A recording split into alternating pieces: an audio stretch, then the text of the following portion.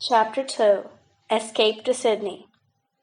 To reach Berrima, there was first their own track and then the side road, which was scarcely any smoother. The handcart had to be dragged over ruts and roots, uphill and downhill, through patches of bush and above the river, with Emma and Jim both riding on top. Jack could help a little with his good arm, but nearly all the effort must come from Bill, Mary Ann, and Archie. Mrs. Small did not speak of her own bruises, but the children guessed at the reason why she, usually so strong, did not offer to lend a hand. Emma broke into the high-pitched droning song that showed she was happy. This was too much for Mary Ann, who felt anything but joyful. She'd been up all night cleaning and packing, and she was haunted by a fear that at any moment their father might appear and confront them. Every knot of trees and every shoulder of a hill was a dangerous spot. To keep from stumbling on the rough road in her high-buttoned boots and long skirts, she kept her gaze downwards. Across her vision the trousered legs of her brothers moved steadily to and fro. "Mother!" she cried in envy. "Why weren't we born boys?" "We, Mary Ann? And if I'd been born a boy, you wouldn't have been born at all.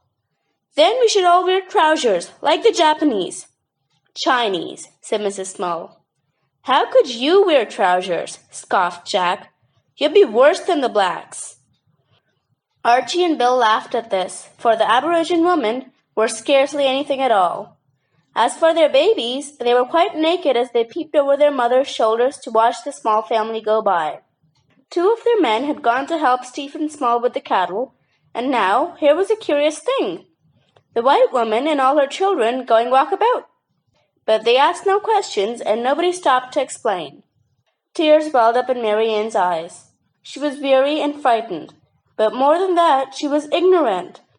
She hadn't known the difference between Japanese and Chinese. She had learned to read and write at the kitchen table when the day's work was done, but there were never any new books to read. Perhaps, where they were going, there would be a library at least. Oh, they must hurry and be sure to reach Berrima in time for the coach. At this thought, she began to stride out so strongly that Archie protested. He couldn't keep up. So Mrs. Small began to sing in her clear, strong voice. "In Dublin's fair city, where the girls are so pretty, I first set my eyes on sweet Molly Malone." And they all joined in. She wheeled her wheelbarrow through streets broad and narrow, crying cockles and mussels, alive, alive, oh. It was as good as a band for marching along. Although Berrima was one of the oldest inland settlements in Australia, the homesteads were scattered and there were few people to ask where the Smalls were going. When they did, Mrs. Small had a simple answer. They were taking Jim to Sydney to see the doctor. Poor little fellow! He had had a fall, and who could tell what that might lead to? If anybody wondered why the doctor in Berrima was not good enough, or why they needed to take the boxes and bags, or why Bill and Mary Ann weren't left to care for the house and the animals, well, nobody really asked such questions. Stephen Small was well known for his drunken rages, and it might be best not to know too much if his wife and children took a journey during his absence. At Berrima, the handcart was unloaded and left standing empty. Outside the Surveyor's Rest Hotel, the coach was waiting, a splendid sight that sent Emma off on another bout of her droning song. The 4 horses, 3 brown and 1 grey, allowed Archie to stroke their noses and leaned over for more. The 7 Smalls almost filled the seats of the coach.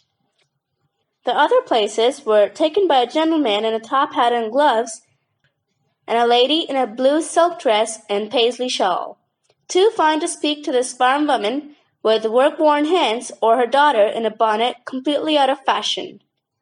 For their part, the Smalls were too excited to notice anything but the changing countryside, and jubilant too, for they were fast moving in the opposite direction from their father.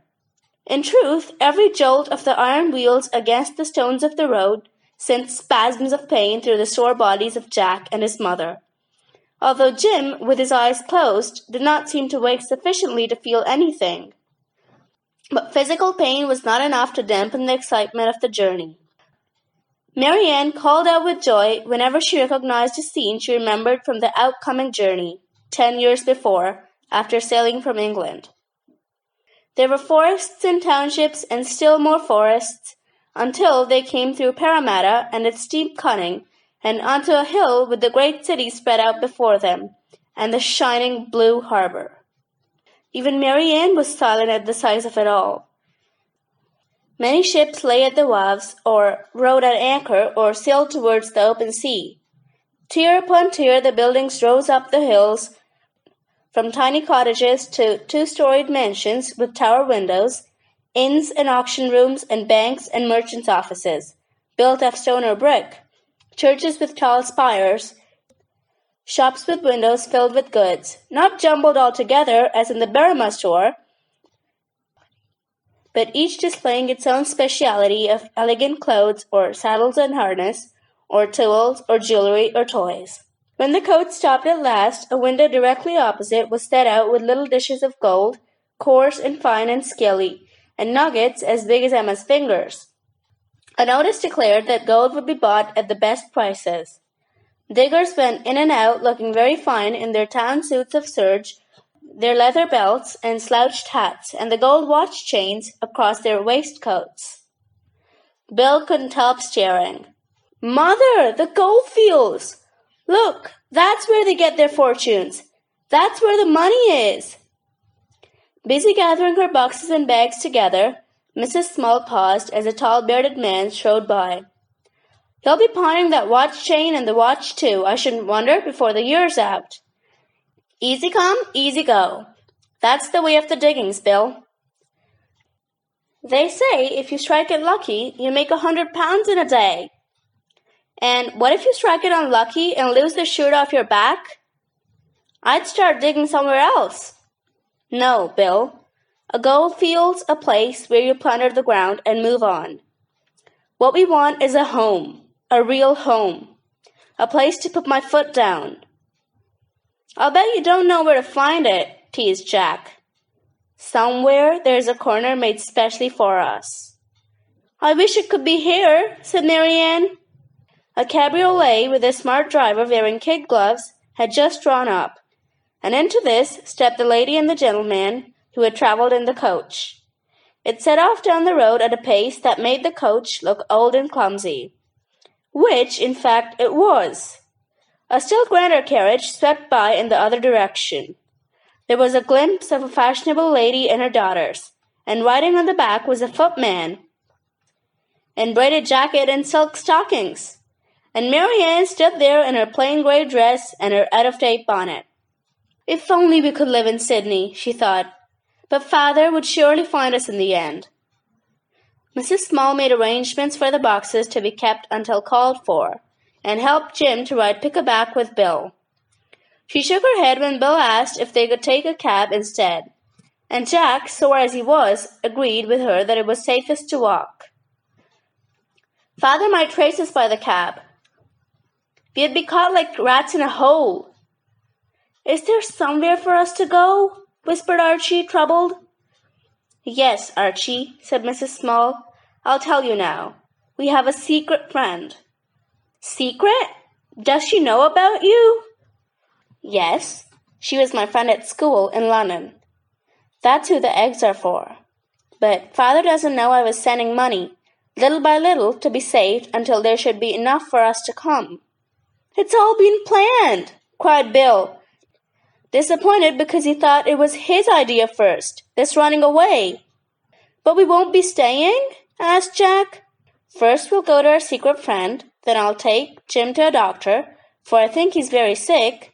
Then," she pointed to the harbour, "on a ship."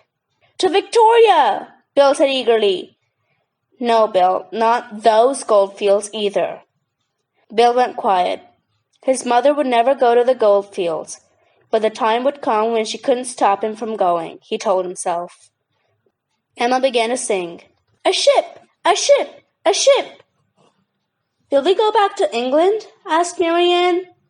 "There's not enough money for so long a journey. No, we must go where we can. We may count on 5 days more till your father knows. Only 5 days. Tomorrow, if the doctor says it's safe for Jim to travel, and I pray that he will, I shall visit the shipping offices. Bill, how are you managing with Jim? Shall we take a rest? People keep looking at us, said Archie. Then we shall rest a little on the bench outside that inn over there. They sat down and Jack broke the silence. So, we don't know where we are going? Today, yes. Next week, let's say, we're going to seek our fortunes. That's right, Jack. Fortunes, fortunes, sang Emma, not knowing in the least what it all was about. They went on round corners and along winding streets till they came to the secret friend. Her name was Mrs. McCracken, and she lived in a long white house with lace curtains and crocheted counterpanes, and a piano and gaslight and windows overlooking the harbour. On the veranda, to the delight of Archie, there swung a cage with a canary singing at the top of his voice. Mrs. McCracken came to the door wearing a lace cap. Dimples rippled all over her cheeks and chin. "Mary Elizabeth Small!" she cried. "Oh, you've come at last, safe and sound. Oh, it's too much to believe." She swung little Emma up in a cozy hug and welcomed every one of them into the house. Then she bustled off to bake an enormous apple pie. End of chapter 2.